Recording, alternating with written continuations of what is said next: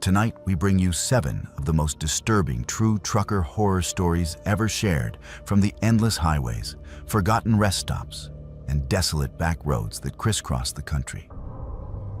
These are not campfire inventions, but first-hand confessions from drivers who live their lives in the dead hours when most of the world is asleep, and the road belongs to something else.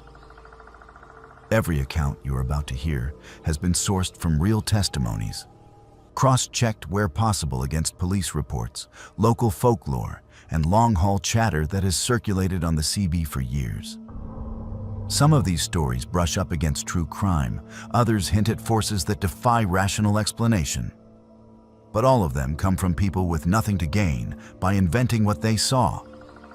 If you value slow burn, authentic horror that lingers long after the screen goes dark, subscribe to Buried Files and turn on all notifications so you never miss our next descent into the unknown.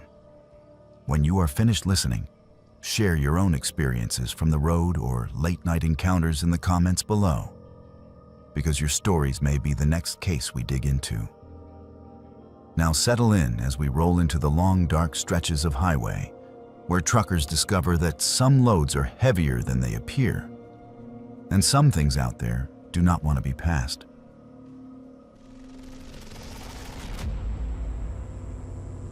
I am not proud of what I did that night. I tell myself I did enough, that I made the right choice, that calling it in was better than doing nothing at all. But when I close my eyes, I still hear the knocking, steady as a heartbeat against thin metal. And I see his eyes when he finally turned and looked at me. That is what I live with now, mile after mile. My name is George, and I have been driving long haul for over a decade. I have seen wrecks that turned steel into folded paper. I have watched cars drift across 3 lanes like they were half asleep. And I have heard more lies over a counter at a truck stop than most people hear in their entire lives. Nothing ever followed me into my sleep until that night at the 4th Bank on a lonely strip of interstate, just off exit 19. It was the kind of run dispatch loves to give to people who never say no. 4 overnight cash routes, all timed so tight that if you lost 10 minutes at each stop, you were already late. I did not like those runs. Too many eyes on you, too many people guessing what you had in the trailer. But the money was good, and my bills did not care that I preferred hauling dry grocery loads. By the time I rolled into the last bank lot, my clock read 12:17 in the morning. The street was almost empty, a couple of sodium vapor lights buzzing over the sidewalk and the blue glow of the ATM corner reflecting in the glass. The branch sat at the edge of one of those forgotten downtowns, nothing but closed shops, pawn signs, and bars with flickering neon. I did a slow loop of the lot like I always do, scanning the shadows, checking for anyone loitering around the ATM. The only other vehicle there was another tractor trailer parked along the far fence line, engine idling low. The rig had no company logo I recognized, just a plain white box and a cab that looked like it had not been washed in months. The curtains inside the sleeper were half drawn, a thin strip of darkness visible between them. The headlights were off, but the motor's rumble sat in my chest as I passed, a dull, constant vibration. I remember thinking it was odd. Someone else was running a graveyard shift to a small town bank like this. Then I told myself to mind my own business. Out here, minding your own business is not just a habit, it is survival. I backed my truck up to the service entrance, killed the lights, and let the engine idle. The security company wanted quick turnarounds. In, unload the locked containers, out, no lingering, no smoke breaks, no walks around the block. The guard inside buzzed me through the rear access door, barely glancing at my ID. His eyes were ringed with red, like he had not slept properly in weeks. We did not say much. Those places always feel too quiet, like the money is soaking up all the sound.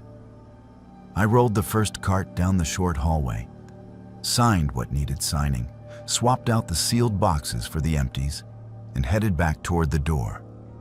On my second trip, I noticed it. 3 knocks. Muffled, dull, from somewhere beyond the wall behind the teller area. 3 slow, even taps, like someone rapping with their knuckles on the inside of a box. I stopped in the middle of the hallway, hands still on the cart. The guard glanced up from his clipboard. "You hear that?" I asked.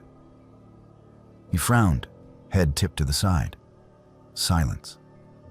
Just the faint hum of the building's air system and the soft click of fluorescent lights. "Hear what?" he said. I hesitated. I did not want to sound jumpy. "Nothing.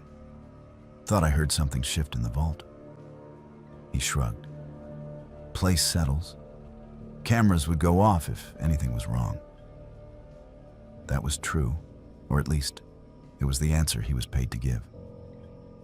I finished the run, pushing the weight of money that was not mine across waxed tile. The whole time, the back of my neck prickled, waiting for that sound again. It did not come. When the last cart was empty and the paperwork was done, he buzzed me back out into the night. The parking lot air felt colder than it should, the kind that bites right through your jacket. My truck idled where I had left it, a comforting familiar shape between me and the rest of the darkness. Across the lot, the other rig still sat by the fence, engine rumbling, exhaust breathing out in steady white plumes. I was halfway to my cab when I heard it again. 3 knocks. This time there was no wall between us. It came from my right, from the direction of the other truck. 3 dull thuds against metal, followed by a pause long enough to make my heart start racing. I told myself it was freight shift. I told myself it could have been anything, a pallet tipping, a poorly strapped crate rocking in place. I took another step toward my cab. The 3 knocks came again. Louder, more deliberate. You can tell when someone is hitting a surface on purpose. There is rhythm to it, intention. It came from the back of the unmarked trailer. I stopped again, hand on my door handle, trying to decide how much I really wanted to know. I have heard all the stories about what people haul when nobody's asking questions. Drugs, weapons, sometimes worse. Human cargo is not just an urban legend. There are places where people vanish and never show up in any report. I could have climbed up into my cab, thrown it into gear, and never thought about that lot again. That is what a smarter man would have done. Instead, I found myself standing there in the cold, watching the blank white side of that trailer, waiting. "Hello?" a voice said. It was so faint at first that I thought I had imagined it. A whisper through cotton, muffled by inches of insulated steel. "Hello? Please, hey." My mouth went dry. The voice did not sound like a grown man. It sounded younger, tired, hoarse, like whoever was speaking had been at it for a long time. I forced myself to speak, glancing around the lot to make sure we were still alone. "You all right in there?" I called quietly, not wanting to draw attention from the street. Silence. Then the 3 knocks again, then clearer this time. "Is someone out there? Please, can you answer me?" My heart hammered against my ribs, hard enough to hurt. I looked at the tractor. The cab windows were too dark to see inside. The plate looked like it had been deliberately sprayed with grime. No numbers on the trailer, just a faint shadow where some decal used to be. "Hang on," I said. "Just hang on a second." I took a step toward the rear of the trailer, listening for any sign of someone in the cab.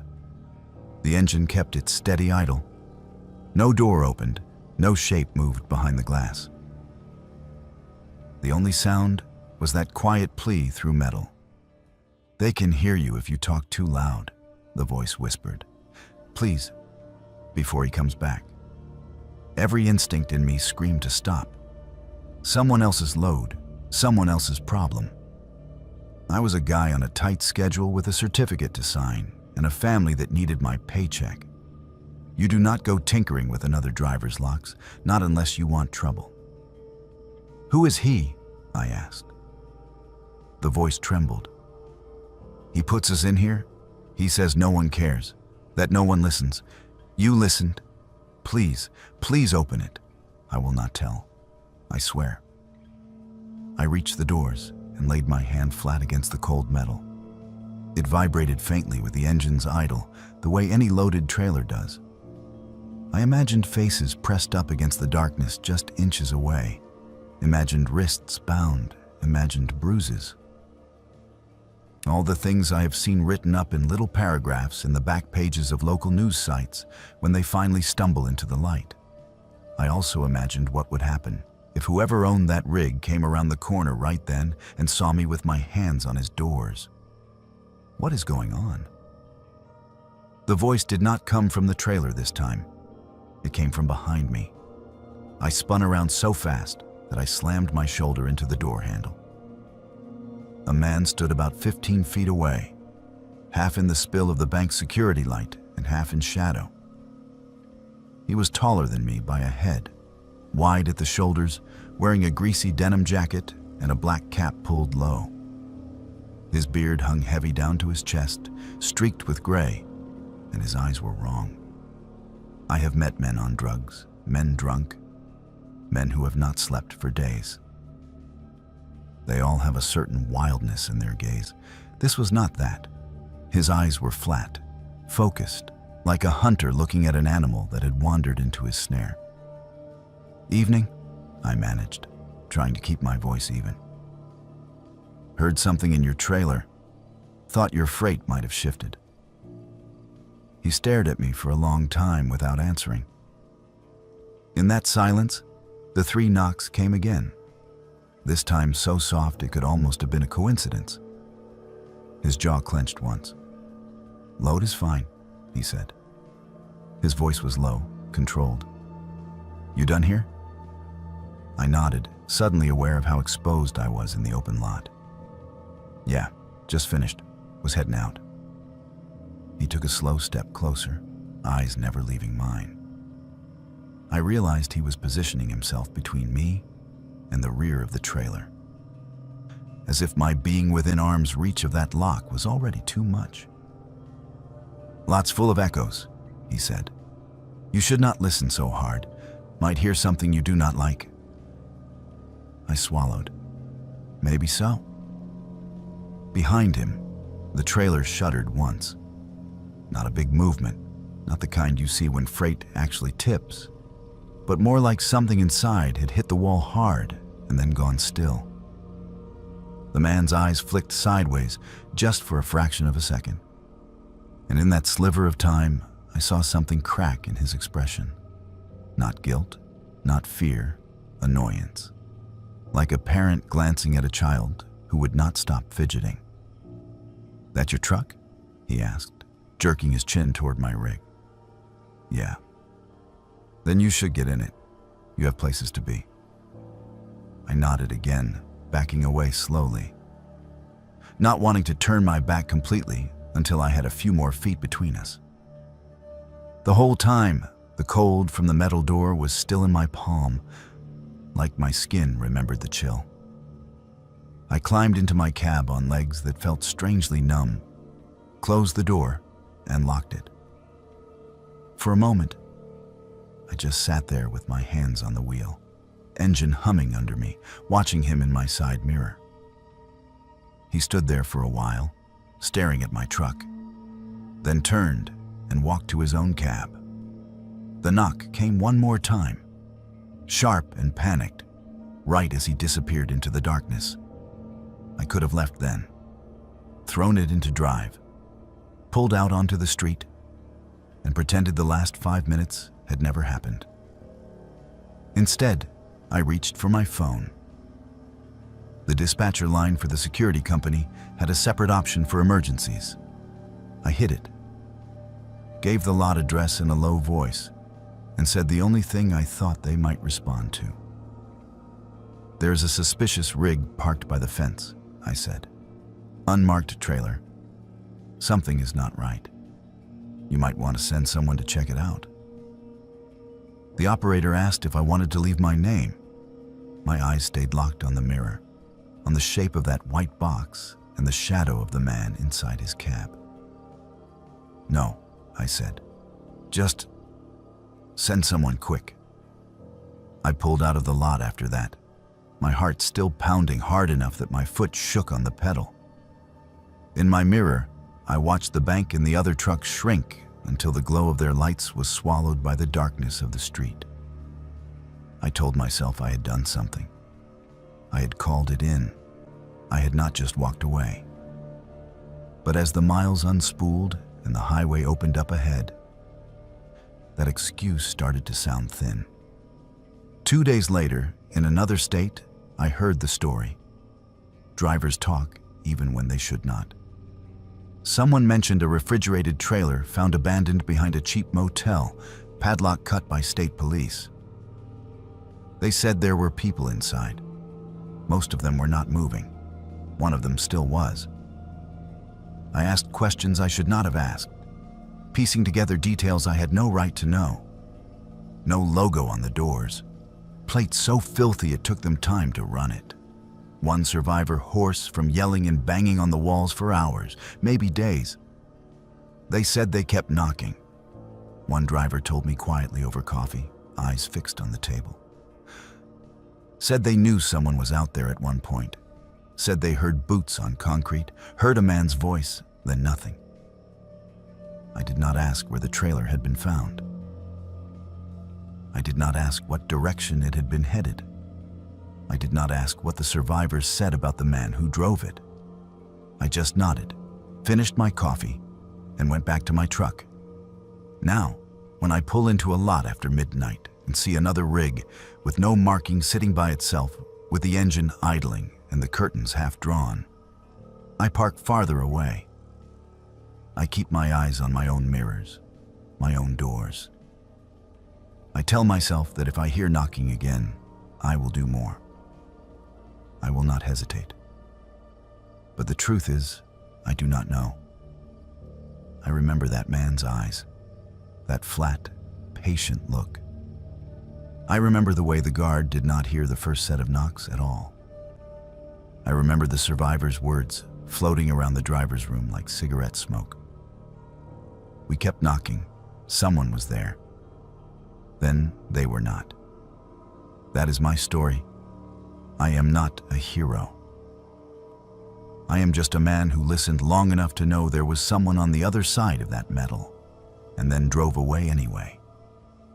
And no matter how far I haul freight, no matter how many miles stack up on my odometer, I have learned there are loads out here you never see on a manifest, and some of them are heavier than anything you can weigh on a scale.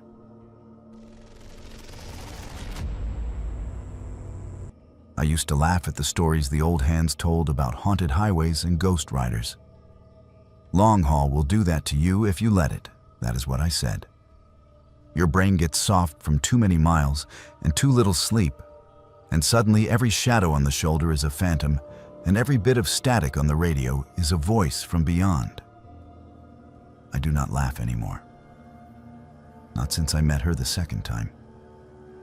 My name is Arabella, and I had not even been driving cross-country for 6 months when this happened. I signed on with a mid-sized outfit that loved putting new drivers on the routes nobody else wanted. At first, I took it as a compliment. They told me I was sharp, that I learned fast, that I did not complain. Later, I realized those were just polite ways of saying I was easier to risk. The route that broke me started like any other. Dispatch called late on a Tuesday, said they had a last-minute load out of the yard that needed to be in a mountain town 3 states over by dawn.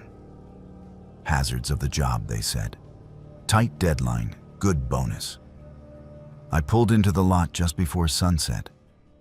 The trailer was a beat-up 48-footer, already loaded and sealed. Paperwork stapled to the back of the bill of lading with that red Rush stamp I had started to hate. "What is the catch?" I asked the night dispatcher as he slid the clipboard across the counter. He smirked. "Catch is nobody else wants that corridor. Windy, no chain-friendly truck stops past mile marker 90, and the only place to park is a couple of mom-and-pop lots older than you are. But you are a tough girl, right? Better than the old-timers." I should have noticed the way he avoided my eyes when he said that. I should have noticed how quickly he changed the subject to fuel stops and time windows. Instead, I signed, grabbed my keys, and told myself it was just another road. The first couple of hours were easy enough. Traffic thinned as I left the interstate, trading 6 lanes of glowing taillights for a 2-lane ribbon that snaked into low, dark hills. My dash clock ticked over to 11:17 p.m. as the last decent truck stop vanished in my mirrors. The sky was a flat black sheet, the kind you only see when you are far from city lights.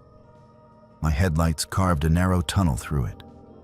The further I drove, the older everything looked.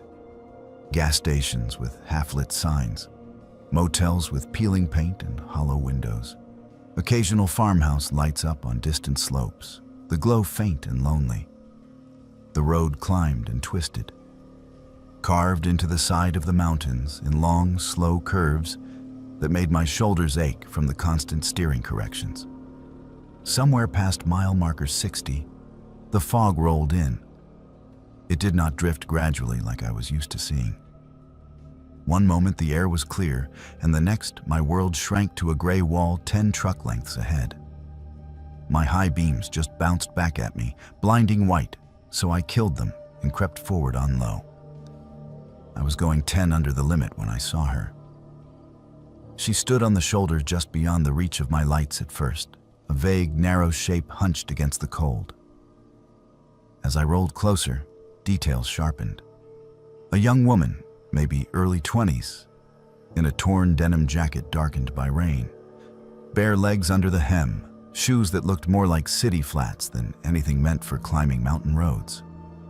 She did not have a bag, no phone in her hand, no thumb out. I told myself I would drive past. Company policy was clear about hitchhikers, and as a woman alone in the cab, I had even more reason to follow it. But when my headlights brushed over her face, I saw the way her teeth were clenched to keep from chattering and the gray tinge in her lips. Her hair was plastered to her cheeks. She looked like she had been standing there for hours. Against my better judgment, I eased onto the shoulder and hit my 4 ways. She did not come running like most people would. She stayed exactly where she was, watching my rig with a stillness that made my stomach twist. I had to lean across the passenger seat and crank the window down part way. "You need a ride?" I called out over the engine in the soft hiss of the rain. Slowly, she nodded. Up close, in the harsh fluorescent glare of my running lights, she looked wrong. Not monstrous or anything like that, just out of place. Her clothes seemed 5 or 10 years out of style. The patches on her jacket were for bands I knew, but the logos were older versions. Her eyes were a pale, washed-out blue, rimmed in red, like she had cried herself empty. "Where are you headed?" I asked. She looked past me, toward the road ahead. "Up through the pass," she said softly. "To the other side. That is where I am going." I hesitated for one more heartbeat, then popped the passenger door open from inside. "Just up in the seat, all right." Company would kill me if they knew I let anyone in the sleeper. She climbed in without a word, moving like she had done it 100 times before. She did not smell like wet clothes and cold skin. There was no smell at all. That did not register with me until later. I put the truck back in gear and eased us onto the road. For a while, we drove in silence, the wipers ticking a steady rhythm. The world outside nothing but endless gray. I stole glances at her when I could. She sat with both hands folded in her lap, staring straight ahead, her shoulders rigid. The darkness in the cab seemed to cling to her, deeper around the edges, as if the dome light could not decide whether it wanted to reach her or not. "You got a name?" I finally asked, just to break the weight pressing on my chest. She hesitated, as if searching for it. "Mara," she said at last. The way she said it made me wonder if it was real. "I am Arabella," I offered. "You from around here, Mara?" Her fingers tightened a fraction. "I was," she said. "Before." "Before what?" I almost asked. Instead, she spoke again, voice barely louder than the whisper of the defroster. "Do they still talk on that thing?" She nodded toward my CB unit mounted above the windshield. "Sometimes," I said. "Not like they used to. Why?" "Do they still use Channel 19 at mile marker 142? She asked, eyes still fixed on the fog. Something in my gut went cold. "That is still a ways up," I said. "What is at 142? She did not answer. The next 10 miles felt like an hour. Once or twice I glanced at her and caught her eyes flicking toward the radio, like she was waiting for it to crackle to life. It did not. The night remained an endless tunnel of damp gray. The fog thinned as we climbed, breaking in ragged patches that showed glimpses of sheer drops and black trees clinging to impossible slopes. My hands ached from my grip on the wheel. The road straightened for a brief stretch along a high ridge, and a sign loomed out of the dark. Mile 98. I blinked. Something about that number made no sense. We had been driving long enough that it should have been further. I checked my dash clock. 1:03 a.m. I checked my odometer. The miles since I had picked her up were fewer than they should have been. "You sure you want to go all the way to the other side tonight?" I asked, nerves making my voice a little too bright. "There is a decent old truck stop around mile 110. Food is questionable, but they do not bother you if you nurse a coffee for an hour." She turned her head then, very slowly, and looked at me properly for the first time. Her eyes were not pale blue anymore. In the dashboard light, they looked almost gray, all the color drained out. "I tried to stop there once," she said. "They did not hear me." The skin on my arms prickled. I opened my mouth to ask what she meant. But in that exact moment, my headlights cut through another veil of fog and revealed an empty turnout on the right. No buildings, no signs, just a wide patch of gravel and the twisted remains of what might have been a guardrail further along. "Is that it?" I asked. She did not answer.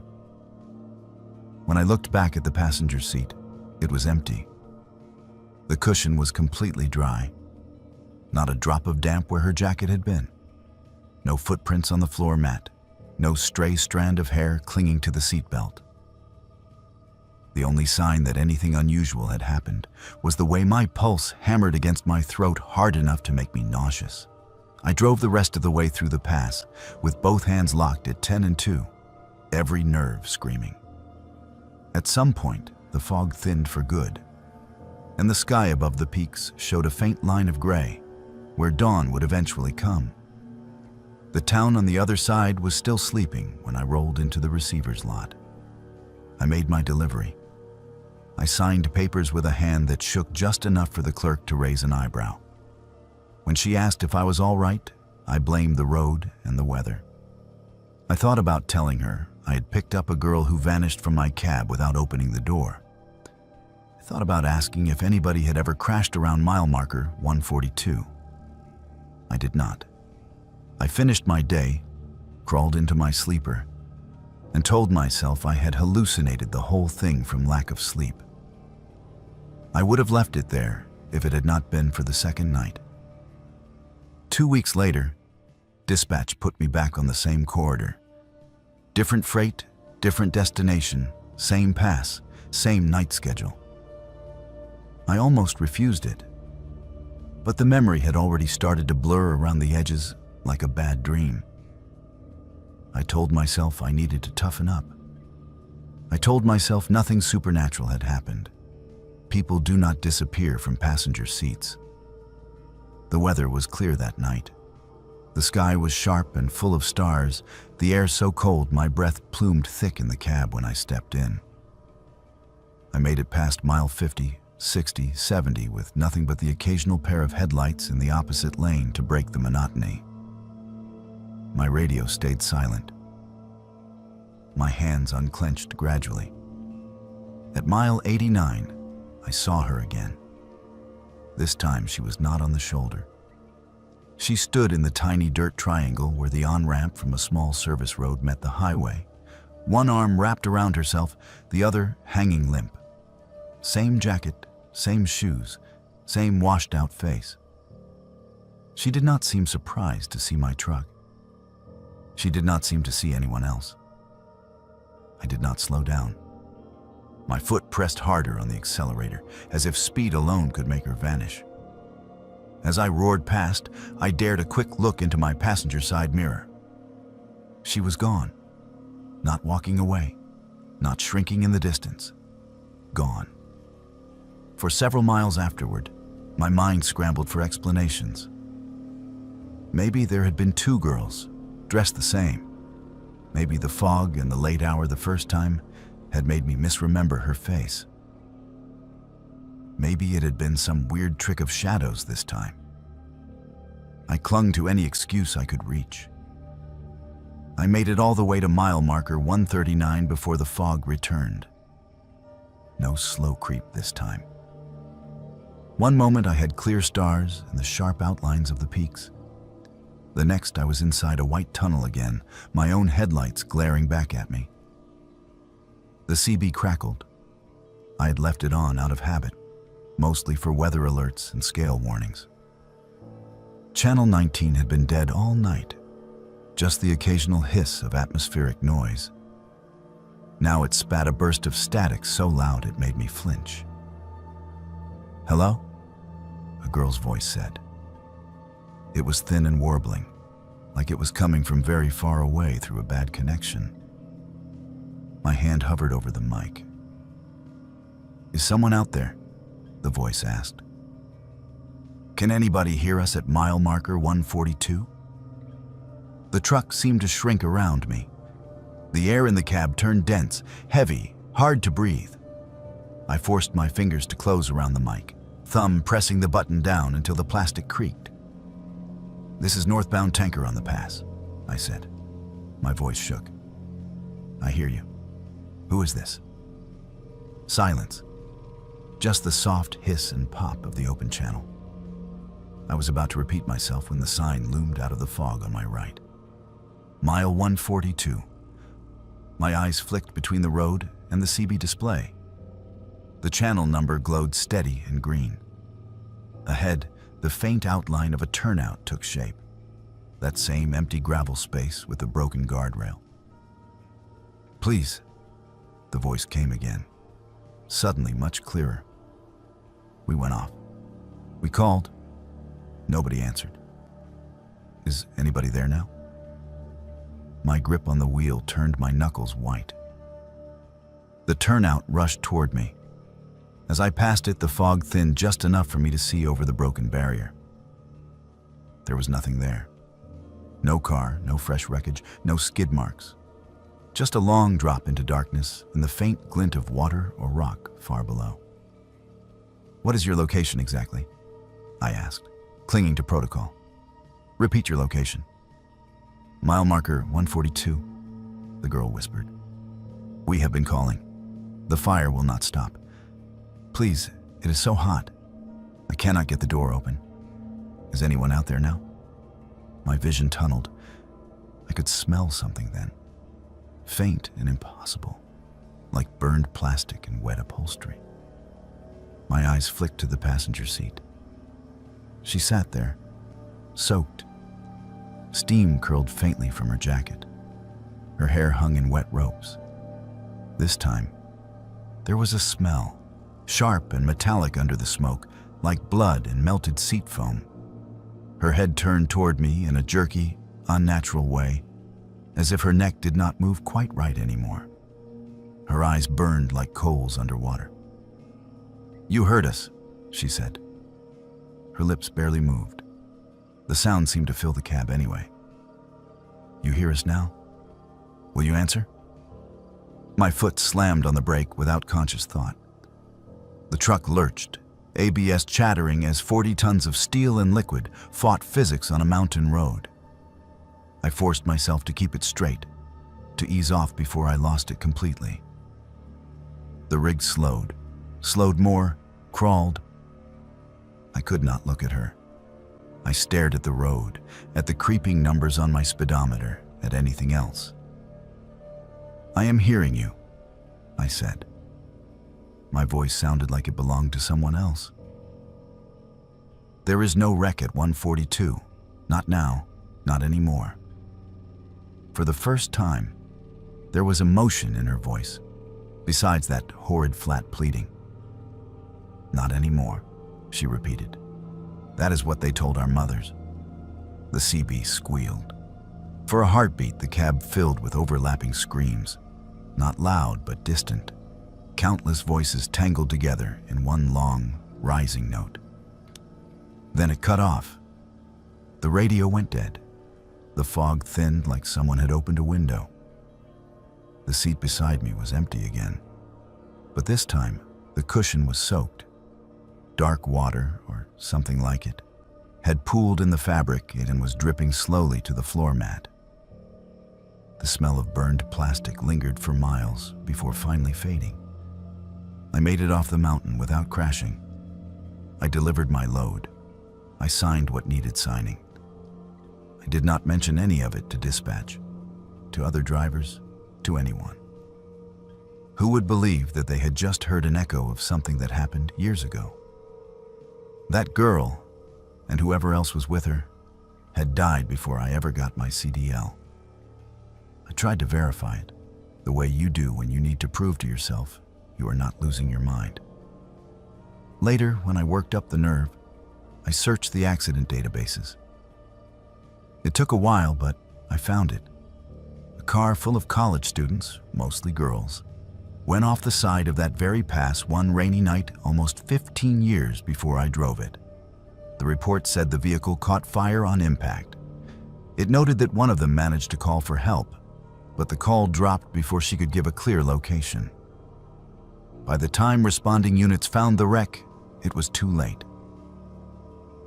The witness statements mentioned that drivers later reported weird interference on their CBs around that mile marker for months afterward. Static that sounded like voices, pleas that nobody could quite make out. Eventually, people stopped talking about it.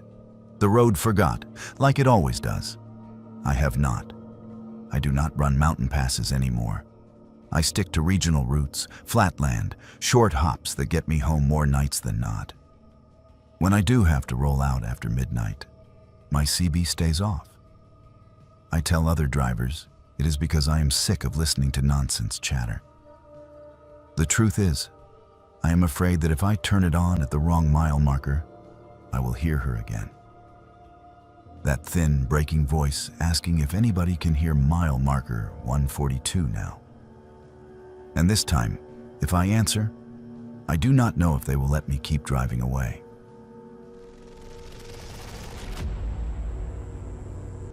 People in this line of work like to pretend we are hard to scare. We brag about black ice and bad neighborhoods, and nod along when someone talks about hauling hazmat through a blizzard. But every old school driver I learned under had one rule that sounded more like a superstition than safety advice. Never haul a load when the shipper refuses to tell you what is in it. I knew that rule. I broke it anyway. Name is Vincent, and I came up in this business before everything was apps and dashboards. There were still jobs that came in on folded paper and phone calls from payphones. The night I learned to listen to my elders, I was down 3 days' pay from a canceled run and sitting in a truck stop booth nursing a coffee that tasted like hot pennies. That was when a guy I barely knew slid into the seat across from me and offered me the kind of money you're only supposed to get for hazmat. Simple haul, he said. Back roads, light traffic, no scales, cash on both ends. You interested or not? I asked him what any half-decent driver asks first. What is the freight? He smiled in a way that never touched his eyes. Crated equipment, oversized but light. You will not even feel it. All you have to do is pull it from the warehouse out in Fairview to a private drop past the county line. That is it. He pushed a slip of paper across the table with an address and a time. Midnight pickup. Mountain Back Road. No company name listed. Every warning bell in my head went off. Then I thought about my mortgage, my overdue repair bill, and the empty load board. I told myself equipment was equipment. I told myself I was too old to be scared of a few blank lines on a form. The warehouse sat at the end of a cracked two-lane road, a squat concrete block half swallowed by trees. No sign on the front, just a rusted chain-link gate hanging half open. A single security light buzzed above the loading bay, throwing sickly yellow over the cracked asphalt. An old yard hand met me at the dock, a man with a face like dried leather and a cigarette that seemed glued to his lower lip. You Vincent? He asked. Yeah. He nodded once, then jerked his thumb toward the dark interior. Back it up to door 3. Do not get out while we load. Do not look in the trailer once we close it. You haul straight through. No stops on bridges. You hear me? It was such a weirdly specific rule that I almost laughed. No stops on bridges. Got it. Anything else? He took a long drag, studied my face, and then his voice dropped. If you hear something asking real polite from back there, you did not hear it. You keep rolling. That is not for you. The hair on my arm stood up. What exactly am I hauling? He spat to the side. You are hauling a crate. That is all you need to know. Take the money, run the miles, forget the address. I should have walked then. Instead, I backed up to door 3 and did what I was told. I sat in the cab with the engine idling while they loaded. I felt the slight jolt as something big, but not too heavy, settled over my axles. When they finished, the old man slapped the side of the trailer twice and handed my paperwork up through the window. No weight listed, no contents. Just an origin and a destination, and a line that said, special handling. The first hour was uneventful. I rolled through sleeping farm towns and past dark fields where only the red eyes of distant radio towers broke the horizon. The trailer felt wrong behind me, though. It did not pull like a normal load. The weight did not lean with the curves. It stayed steady, centered, like it was planted. Around 2 a.m., the road narrowed and the forest closed in tight on both sides. I killed the radio out of habit, conserving attention for the sharp bends and blind hills. That was when I heard the first sound from the trailer. It was not a thump or a rattle. It was a voice, soft, clear, like someone standing just behind my seat. Evening, Vincent? I nearly jerked the wheel. The cab was empty. My mirrors showed nothing but my own headlights on the pavement and the faint white box of the trailer following obediently behind. Who is there? I snapped, anger covering the crack in my voice. A beat of silence. Then calmly, apologies. Did not mean to startle you. It has just been some time since I had someone to talk to. The voice did not echo. It was not coming through the CB. The unit was dark. It seemed to seep from the air itself. I remembered the yard hand's warning. If you hear something, asking polite. My mouth went dry. You are not supposed to be talking at all, I said. Whatever you are. A low chuckle. Whatever I am. That is fair. Once they called me other things. Names you might recognize from folk tales and roadside crosses. But now I am freight, same as anything else. My foot wanted to slam the brake. My hands wanted to spin the wheel and put us both in a ditch just to get away from that voice. I kept us steady. "What is in the crate?" I asked, unable to stop myself. "You have family, Vincent?" it asked instead. "Someone waiting at home? Someone who told you not to take this job?" Images flashed unbidden. My wife at the kitchen table frowning at the numbers, my brother telling me to stick to company freight, my father's voice from years back saying, "Never haul for a man who pays in cash and will not give you his last name." I did not answer. "I remember what it is like," the voice went on, conversational. "To walk under open sky, to see the way the moon changes shape. They do not let me see it anymore. Just darkness and wood and the stink of fear. You could change that." The road dipped, then rose toward a long steel bridge that arched over a black slice of river. The beams loomed ahead, a dark ribcage against the night. "Do not stop on bridges," the yard hand had said. I kept my speed, eyes locked on the far end. Halfway across, every hair on my body stood up. The air grew heavy, the way it does before a thunderstorm. "Let me look, just once," the thing inside the crate murmured. "Open the doors a crack when you reach the middle. You do not even have to look yourself. You can keep your eyes on the road. I will not touch you, I promise." Metal groaned around me. For a second I thought it was the bridge, but the sound came from behind. The trailer rocked just slightly, like something inside had shifted its weight for the first time. I clamped my jaws shut and drove. The center of the bridge felt like it stretched on forever. The voice's tone changed, a hint of frustration creeping in. "You are a stubborn man," it said. The last one was not. He opened the doors before we even left the yard. "Do you know what happens when you break the seal early? They blame the driver. They always blame the driver."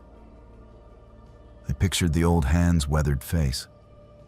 There was a story in the way his fingers shook when he lit his cigarette. Maybe he had hauled this thing before. Maybe someone else had and never made it home.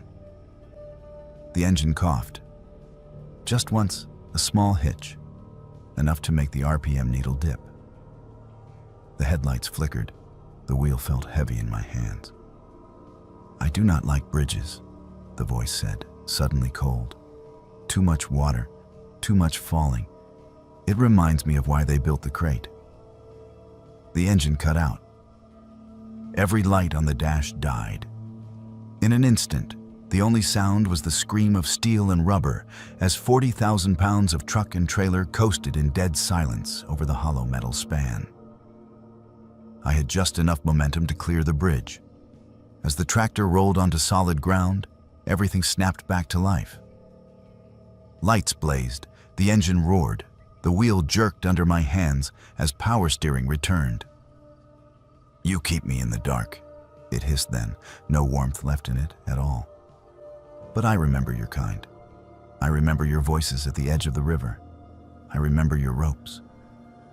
My teeth chattered. "I am just the driver," I said through them. "I did not put you there. Yet here you are," it said softly, pulling the chains. The rest of the run was a blur. The voice did not speak again. The crate did not shift. The road wound on, mile after mile, until the drop point appeared. A gravel lane cutting off into the trees, a gate standing open like a mouth. A single light burned over a small concrete pad where someone had painted an X in fresh white. A man stepped from the shadows as I backed in, his silhouette tall and thin, hands folded neatly behind his back. He did not give a name.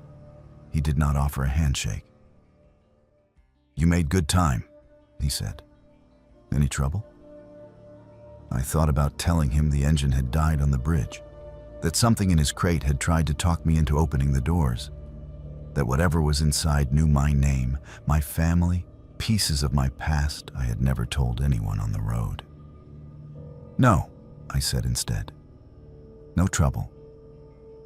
He nodded, satisfied, and waved a couple of men out from the trees. They moved quickly, efficient, sliding jacks under the crate and rolling it to the edge of the trailer. I saw just enough to know the wood was old, bound with iron bands so pitted they seemed older than anything else there. Symbols had been burned into the side, half obscured by fresh paint. "Payment is in the envelope," the tall man said, handing me a thick, unmarked packet. "You did your part. Now forget this address." I left without looking back. A week later, I took a run that took me past that old warehouse again.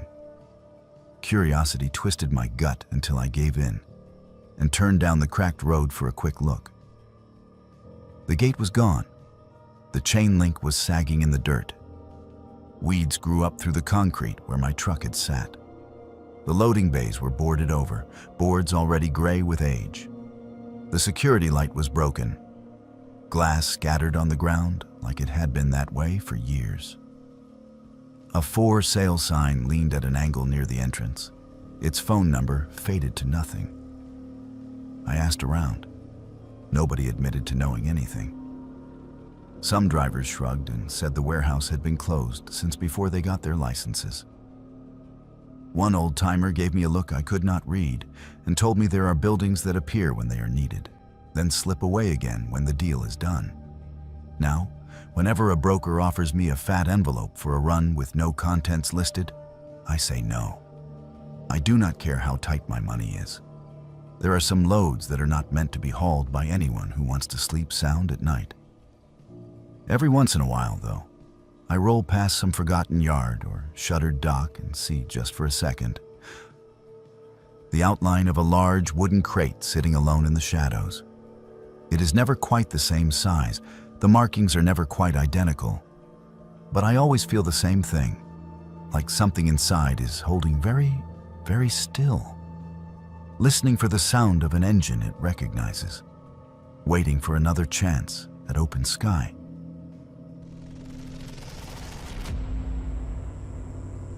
I have spent more nights in rest areas than in my own bed. You get used to the sameness of them. The sour coffee smell, the overbright bathrooms, the hum of vending machines that never quite shut up. That is why the night I pulled into the one that does not exist sticks out so clearly.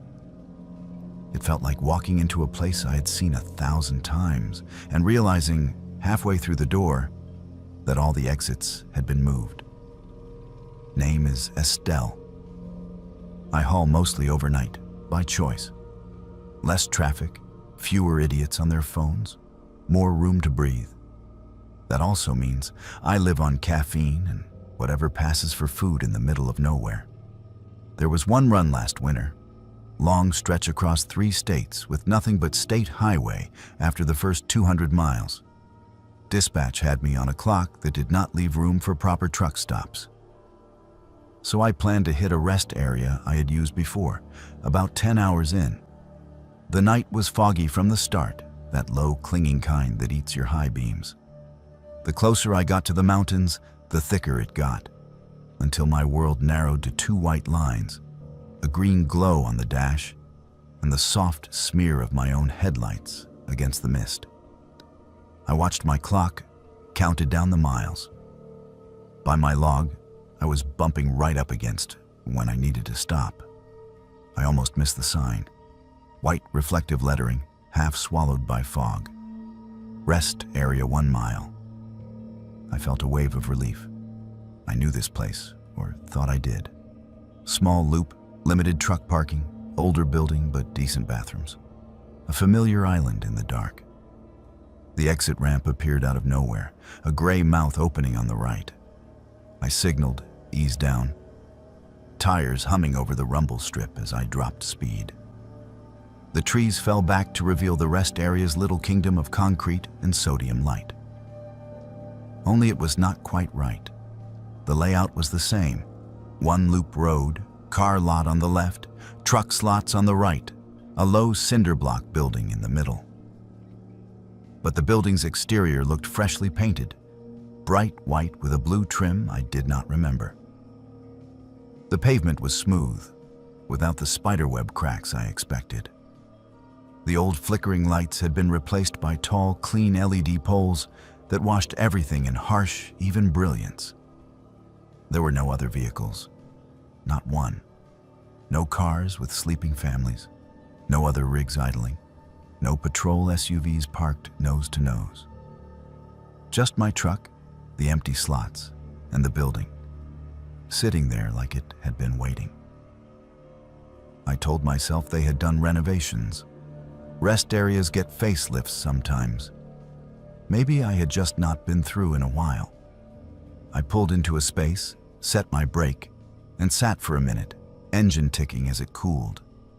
My GPS map still showed the blue dot right where I expected it, hovering over the little rest area icon. But the name field, where it usually said something like North Hollow Rest Area, was blank. Just a gray box. Afar.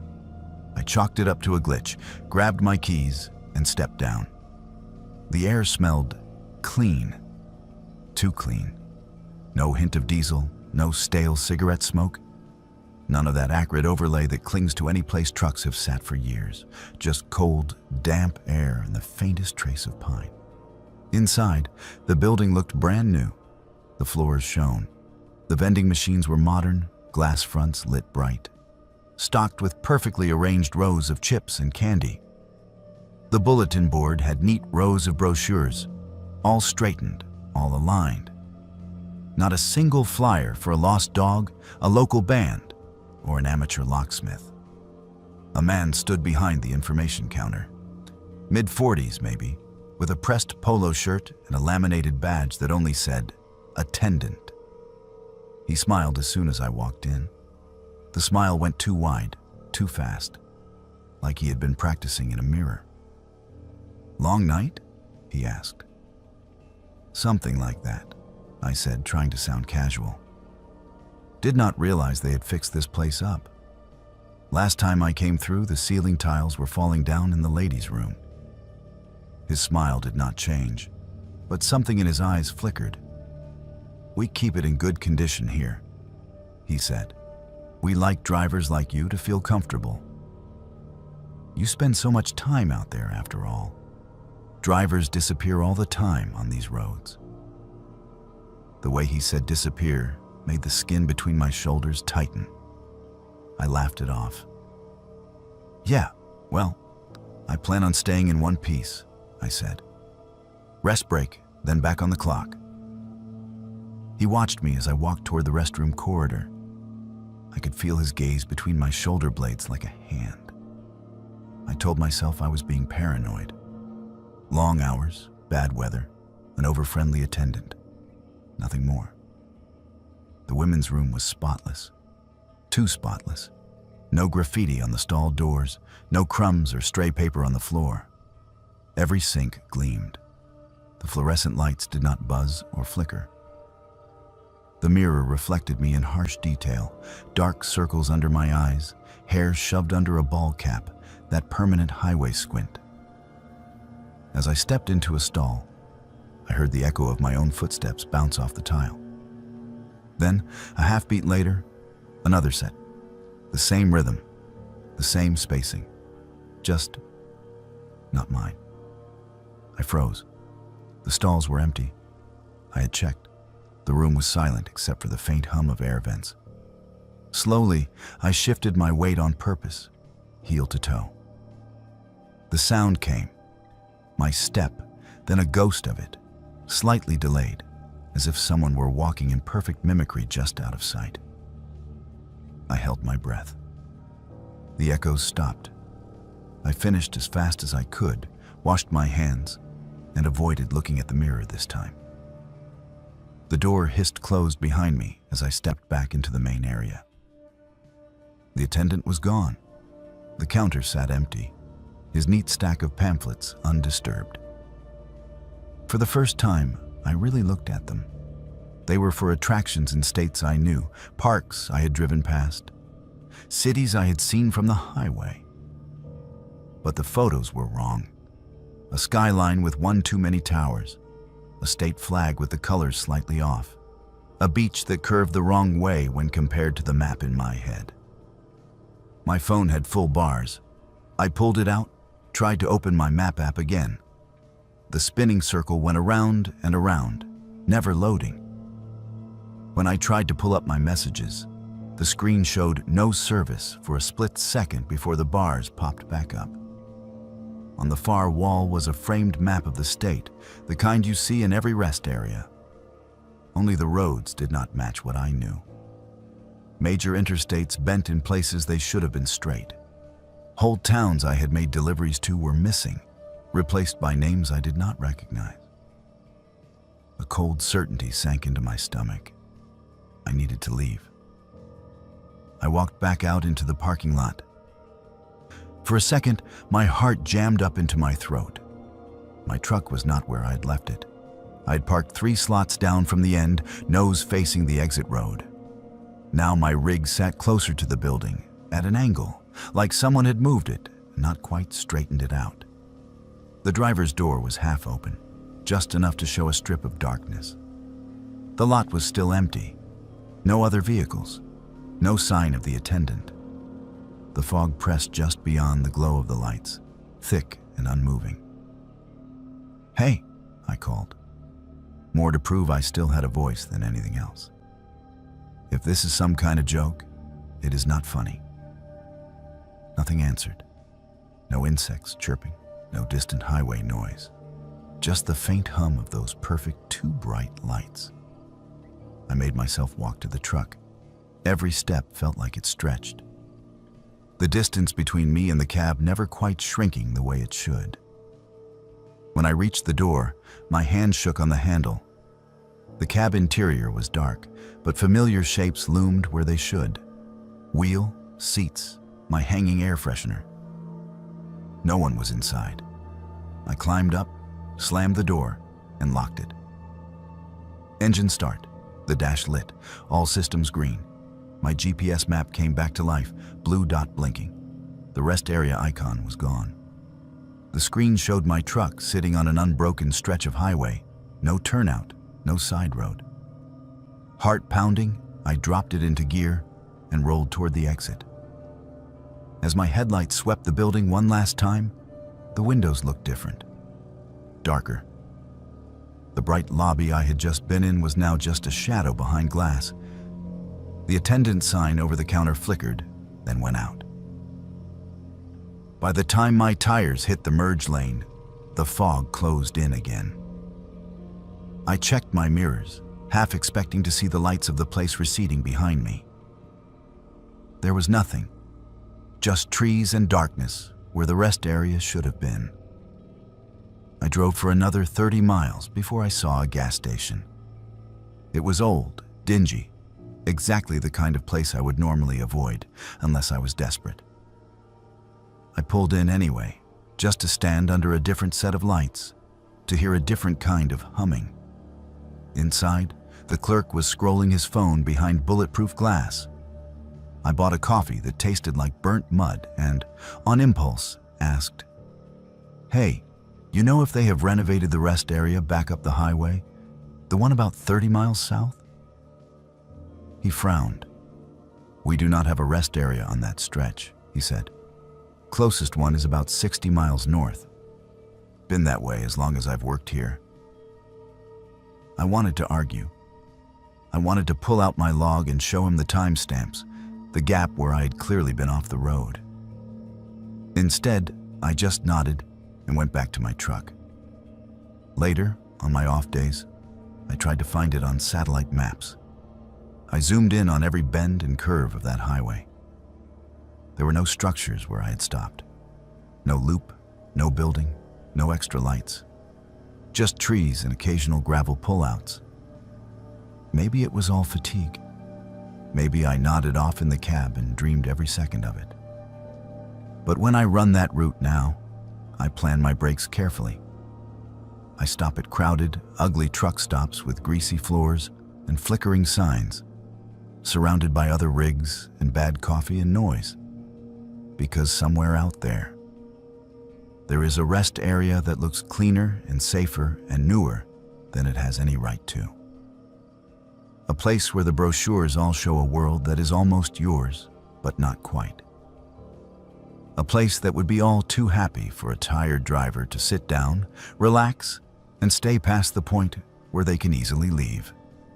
And I have a feeling that if you stay past that point, the map does not lead you back to the same highways you remember.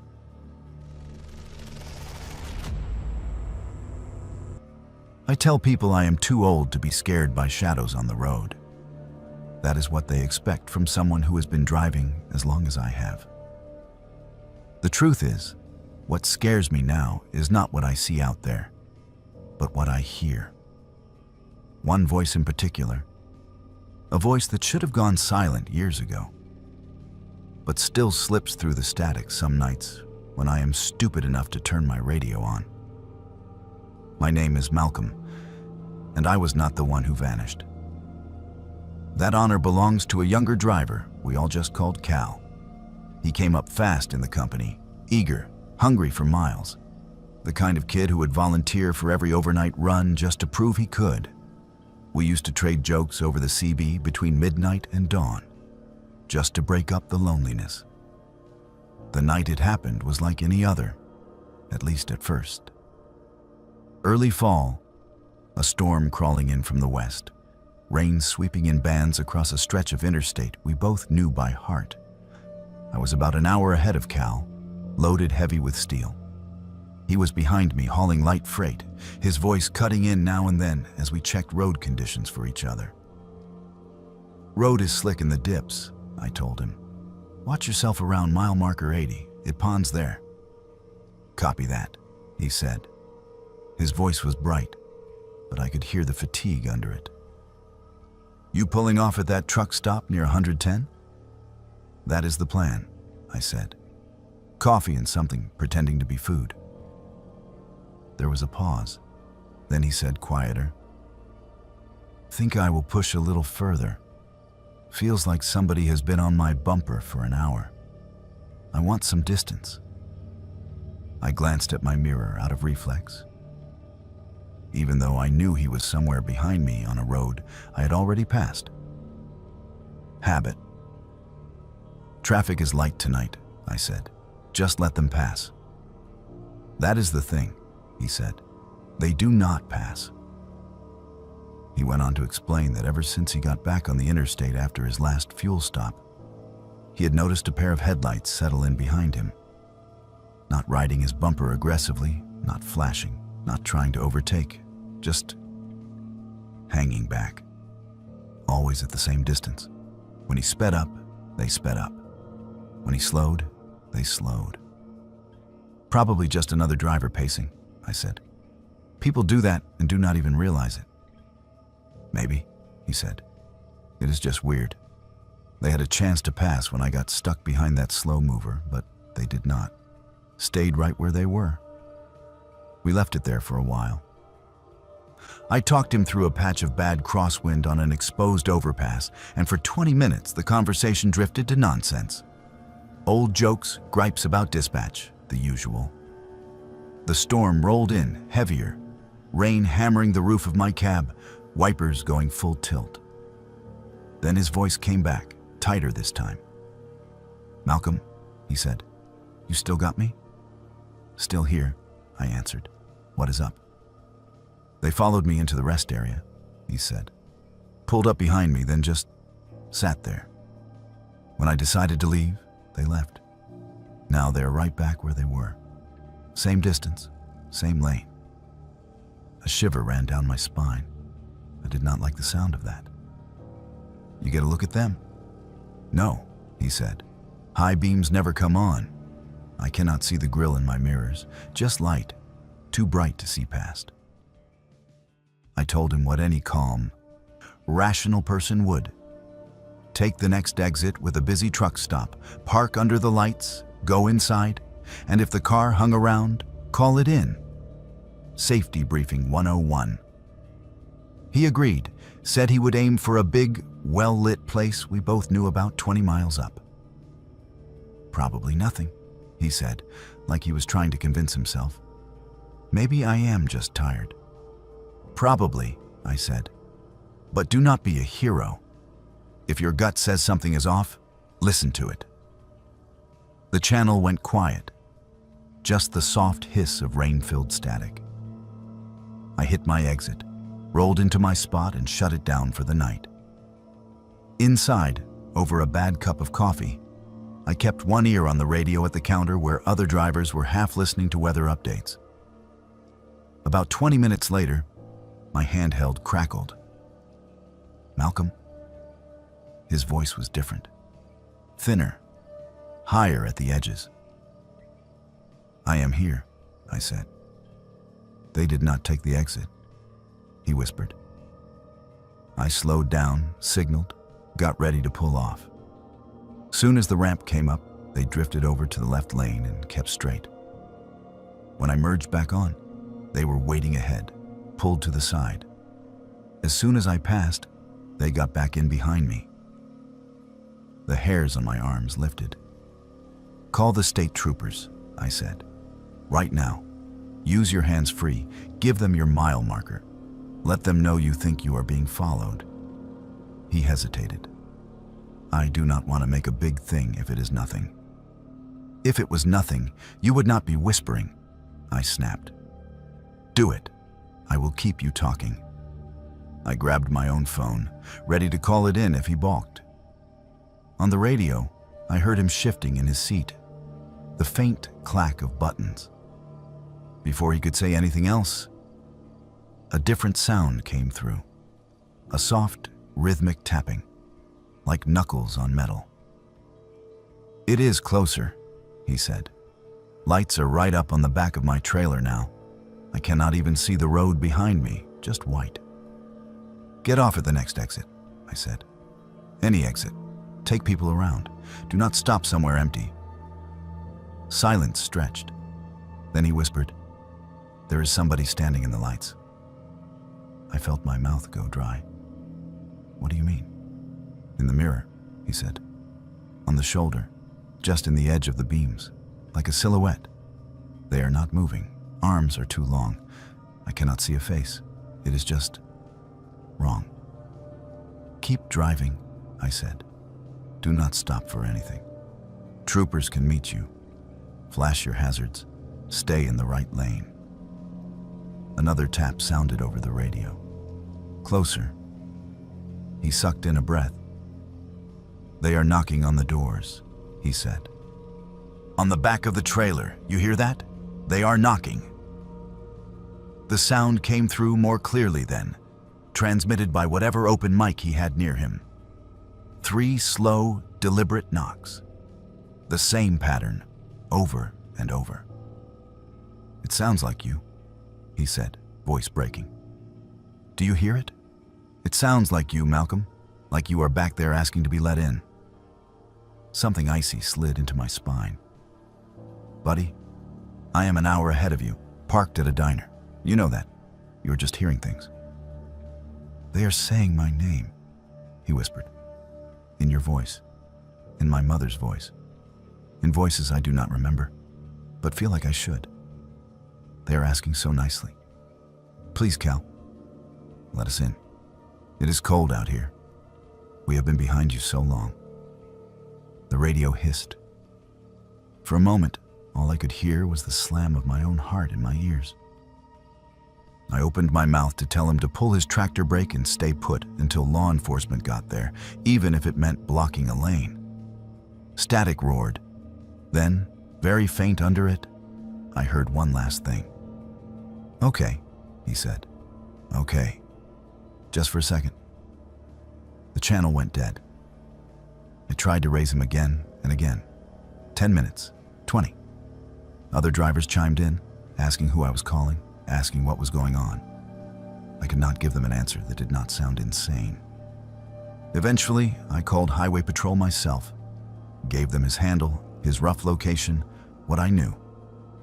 They found his truck a couple of hours later, parked neatly on an empty turnout. Engine off, hazards off, all lights off, trailer sealed, no sign of forced entry. Inside the cab, logbook open on the dash, coffee still warm in the holder, driver's door locked from the inside. no sign of Cal.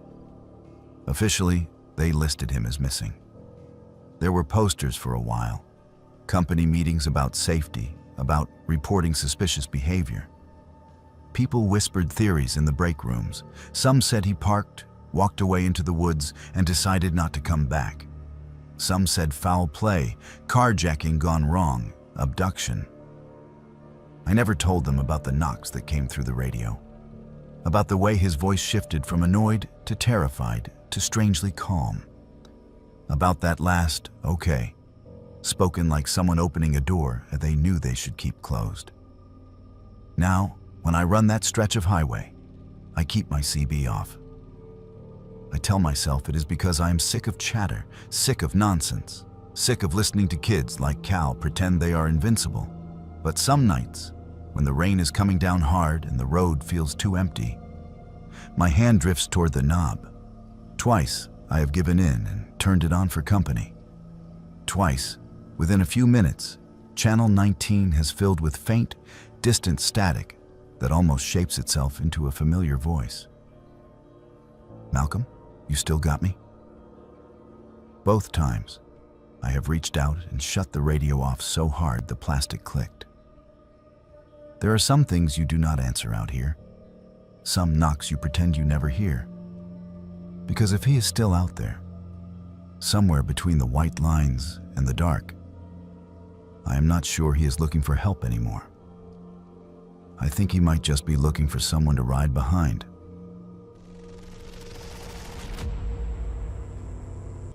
You hear a lot of nonsense in truck stop diners.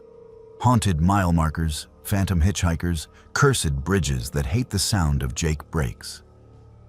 Most of it is just talk to pass the time. That is what I thought about the stories of the Calderwick Bridge until I tried to prove everyone wrong. I used to be proud of being that kind of stubborn. Name is Phoebe, and I run mostly regional, in and out of the same 3 states, hauling everything from construction materials to groceries. There is this old 2-lane bridge on one of my regular routes. A narrow steel thing with a sagging spine and a river underneath that looks more like black glass than water at night. The locals swear it is bad luck for trucks. They say if you cross it loud, it takes something from you. Most drivers just roll over quiet because why not humor a story when it costs nothing? The first time I heard the full version, I was in a greasy spoon near the yard, cradling bad coffee and trying to wake up for a midnight run. An old-timer named Percy leaned over from the next stool and nodded at my route sheet. "You running 47 tonight?" he asked.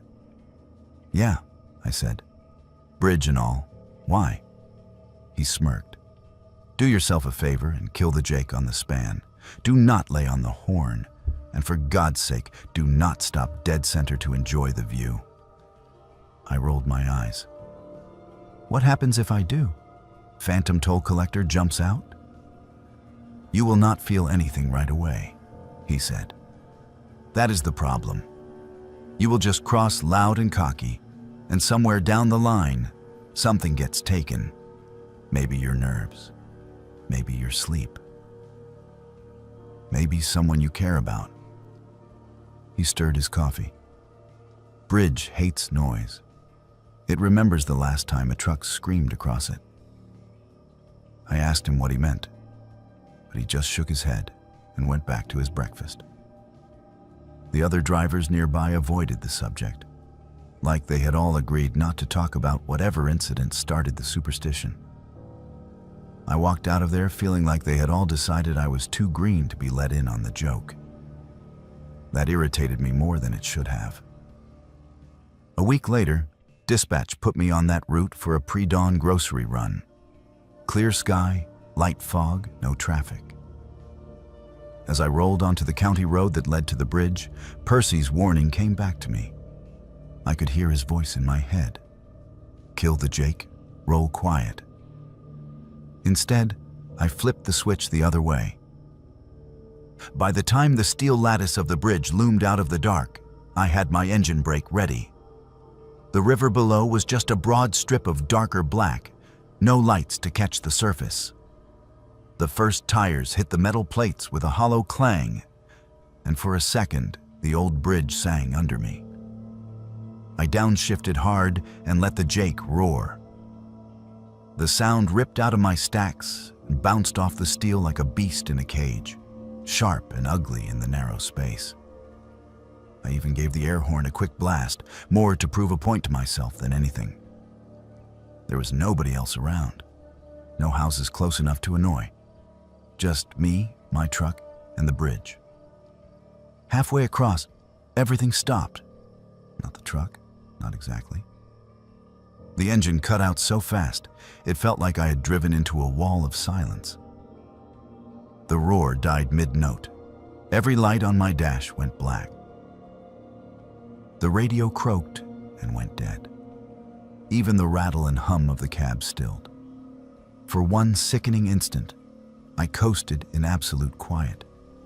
The only sound the faint rush of rubber on steel and my own breath hitching in my throat. I have lost engines before. It is loud. There are clicks, warnings, relays snapping, alarms. This was none of that. This felt like someone had pressed mute on the world. The air went heavy, like a storm was about to break right overhead. The hairs on my arms stood up inside my jacket. My hands clenched the wheel hard enough to hurt as I steered, using nothing but muscle and memory to keep the rig centered on the span. In that silence, something whispered right next to my ear. "You are not the first to scream at me," it said. "You are just the latest." The voice was not male or female. It sounded like wind through steel, like tires over wet metal, like all the sounds a bridge hears ground down into one thin thread. I could not tell if it was inside the cab or outside. It felt like it was in my bones. I tried to speak, to curse, to pray. My mouth worked, but I could not hear my own voice. My pulse thundered against my ribs.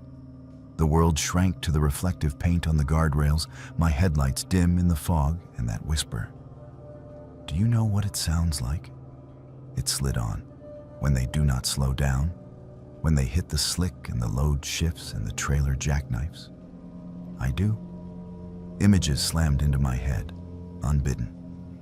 A truck sideways, sparks spitting as metal tore into metal. A trailer railing against guardrails not meant to hold that much weight. A cab swinging out over the drop for a heartbeat too long. They screamed, it said. They laid on the horn, as if the river cared. They dragged their cargo across me like a knife. Then they fell. Their noise is still in me. I have not forgotten. The far end of the bridge seemed to creep closer in agonizing inches. I could feel my rig losing momentum. If the power did not come back before I hit the last third, I would stop dead. 40,000 pounds of useless metal perched over a drop into black water. "Quiet," the voice breathed. "That is all I ever wanted. A little respect. You gave me your brakes instead." Something touched the back of my neck then. Not physically, not in a way that left a mark, but like cold fingers of air slipped right through my skin. Sudden, sharp flashes of my life stuttered through my mind. My father teaching me to drive stick in an empty lot. My brother laughing as he jumped into a river on a summer afternoon. My mother standing on a porch, hand up to block the sun as she watched a much younger me pull away in a borrowed rig. For a second, I could not remember their faces clearly. They blurred, like photographs left out in the rain. Panic surged. I tried to shout, and this time I heard a strangled sound force its way out of my throat. As soon as I heard my own voice, the world snapped back. The engine coughed, then roared. Dash lights flared on. The radio spat a burst of static and resumed whatever late-night talk it had been playing. The usual rattle and vibration of the cab came flooding back. The sudden noise was almost painful. I was 3 truck lengths from the end of the span. I did not touch the brake again until I was well clear of the bridge and back on regular pavement, My hands shook so badly, I had to pull into a gravel turnout and sit there with the engine idling, both palms flat on my thighs. The urge to vomit came in waves. When I tried to bring up the memories that had blurred, a face here, a laugh there, they came back, but slow, like they had to fight through something. There was a weight in my chest that had not been there before, a sense that if I had stayed silent just a little longer, something would have slipped and never quite found its way back. I told myself it was just a power glitch. Moisture, bad wiring, old infrastructure. Maybe I had micro-dosed and dreamed the voice, the missing pieces of memory. That is what I told the mechanic when I had him check every line and fuse that week.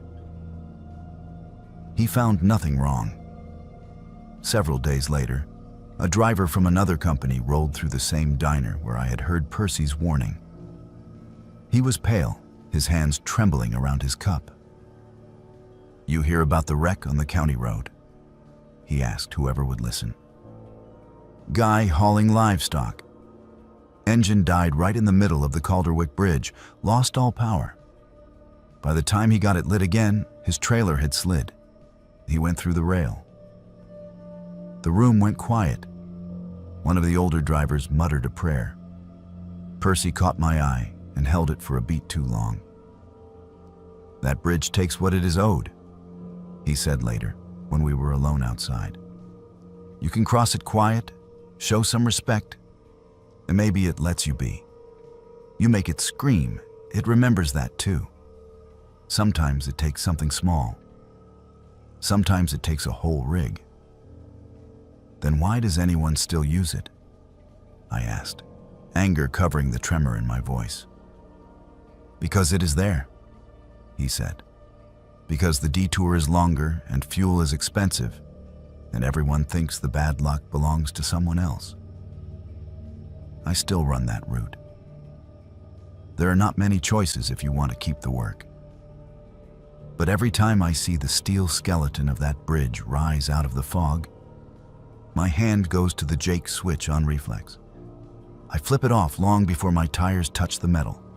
I roll as quiet as I can, no horn, no brake chatter, engine barely more than a hum.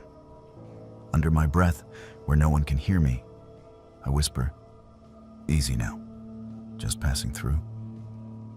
And somewhere under the vibration of my tires and the murmur of the river below, I swear I can feel it listening.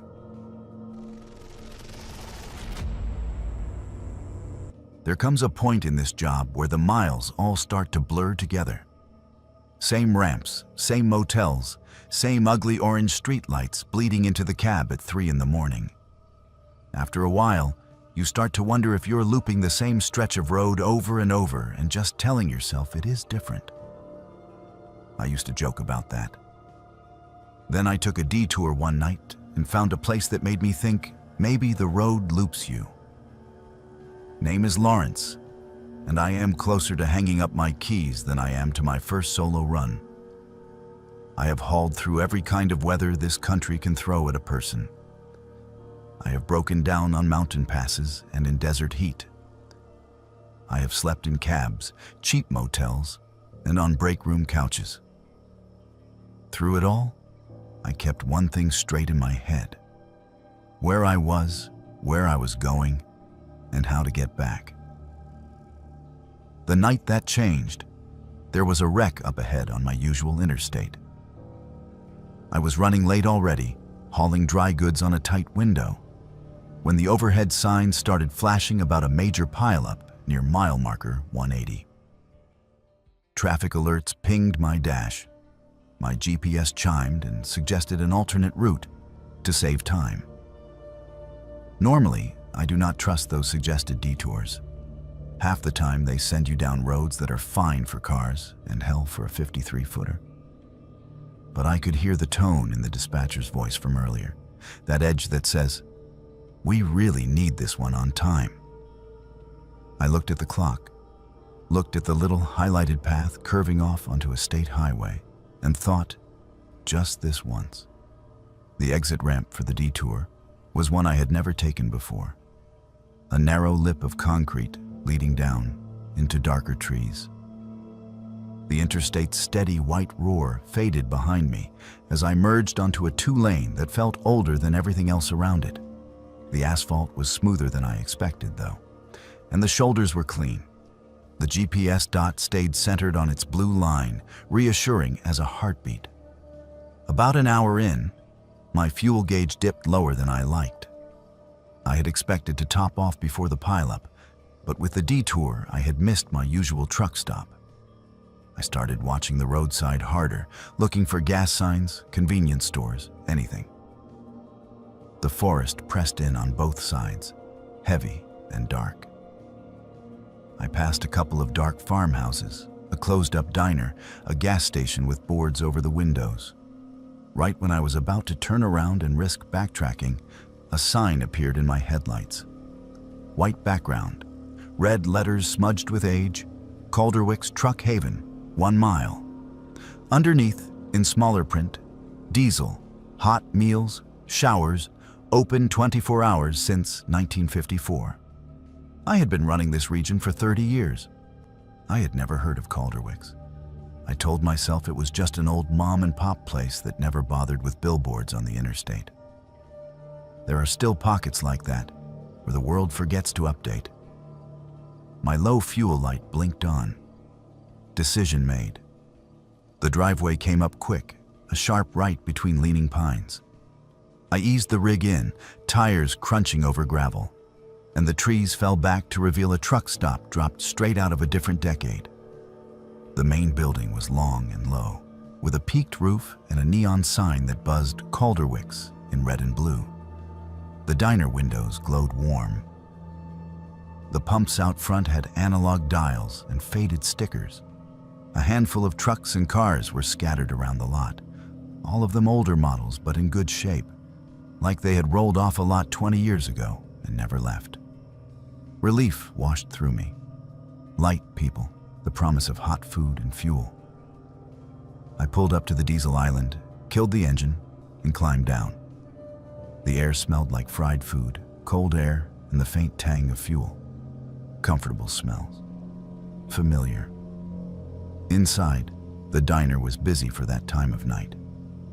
A few booths were filled with families whose clothes looked a little out of time. Plaid jackets, high-waisted jeans, a kid in a t-shirt for a band that had broken up before I got my CDL. A couple of drivers sat at the counter, hunched over plates. The music on the overhead speakers was some old rock tune I had not heard outside of classic stations in years. A waitress approached with a pot of coffee, smile already on. She wore a pale blue uniform dress, white apron, hair pinned up in a style my mother used to wear when she was young. "Top you off, hun?" she asked. "Sure," I said, sliding into a booth. "How long you folks been here?" "Sign said since '54. Her smile widened, like I had told a good joke. "Long as I can remember," she said. "You have been through before, Lawrence. You know that." My hand tightened around the menu. "Do I?" I asked. She tilted her head, studying me like I was messing with her. "Of course. You and your daddy, back when you were running teams, sat right there." She tapped the edge of the booth. He liked the peach pie. My father had been dead for 10 years. He and I had indeed run together for a while in the early days. We had eaten in a lot of little places that did not exist anymore. I was certain this was not one of them. "Long time ago," I said slowly. "You must be mixing me up with someone else." She just poured the coffee. "You truckers always say that," she said lightly, "like the road does not remember you." The food came hot and fast. Meatloaf and mashed potatoes that tasted like something from a Sunday kitchen, not a microwave. As I ate, the hum of conversation around me felt off. Not wrong exactly. Just a half beat behind what my ears expected, like a dubbed movie a fraction out of sync. When I glanced around, I caught snippets. They paved over the old road after the washout. Still doing that loop. back and forth, back and forth. He will be back through. They all come back through. I checked my watch. I could have sworn I had only been sitting for maybe 20 minutes. But the hands showed almost an hour had passed. My truck clock agreed. The low fuel worry prickled again. "Can I get my fuel squared away?" I asked the waitress when she came back by. "Need to get rolling." "Already taken care of," she said, nodding toward the window. "Pump reset as soon as you pulled in. Tank is full. You just settle your check and get on your way. Long drive ahead tonight." That did not make any sense. I had not swiped a card, had not flipped a switch. I had not even put the nozzle in yet. But when I went back out, the gauge sat near full, the pump numbers at 0, like I had never even touched them. I went back in to pay. The man behind the register had one of those faces you feel like you have seen in 100 places. Middle-aged, thinning hair, kind eyes that were a little too sharp. "Running hard this week?" he asked, ringing me up without looking at the buttons. "Feels like I have been running forever," I said. The words came out before I could stop them. He chuckled. "Road will do that, but you always end up back where you started, one way or another." The total on the small green display made my heart stutter. It was less than I had paid for a meal and a shower 20 years ago. When I held out my card, he shook his head. "Cash only," he said. "Same as always." I do not like handing over cash on the road, but the bill in my pocket felt heavy. I paid, took my receipt, and glanced at it. The date was smudged. The year looking more like a 4 and a 7 than anything in the 21st century. "Hey," I said. But when I looked up, the man had already turned away, talking to the next customer.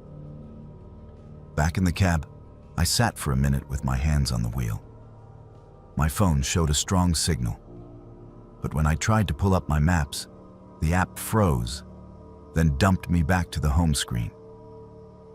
The GPS unit mounted on my dash still showed my blue dot on a road, but the name of the truck stop was not there. Just a gray blank where Calderwick's should have been.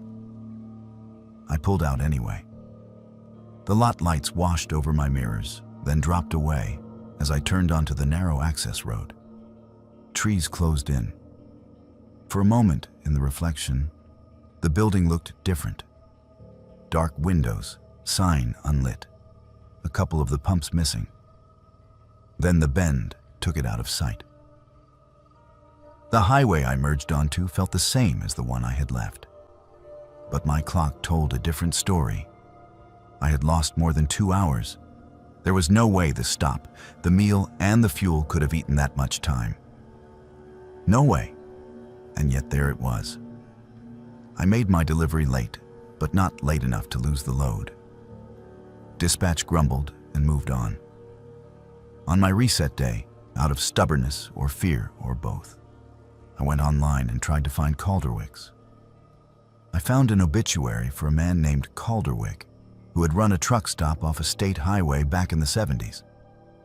Place had burned in an electrical fire in 1981. 3 people dead. No one had rebuilt. The photos in the article showed a sign almost identical to the one I had driven under, half melted and blackened. There were no recent business listings. No satellite images showed a building where I remembered it. Just a gravel patch slowly being reclaimed by weeds. These days, when the GPS chirps about a faster route, I think twice. I stick to the roads I know, even if it means crawling through traffic. On the nights when I am so tired the lines start to shimmer, and the thought of a hot meal in a quiet diner sounds like heaven, I keep one eye on the signs. Every now and then, out of the corner of my vision, I swear I see Calderwick's Truck Haven flicker by on an old, leaning post, arrow pointing down some side road I have never taken. My hands tighten on the wheel, and I keep going. I am not afraid of getting lost anymore. Not the regular kind of lost. It is the other kind that worries me. The kind where you stop somewhere that feels more like a memory than a place. And when you leave, you are not entirely sure the world you roll back into is exactly the same one you left. I have spent my life finding my way back home. I am too close to the end to risk ending up somewhere the maps forgot.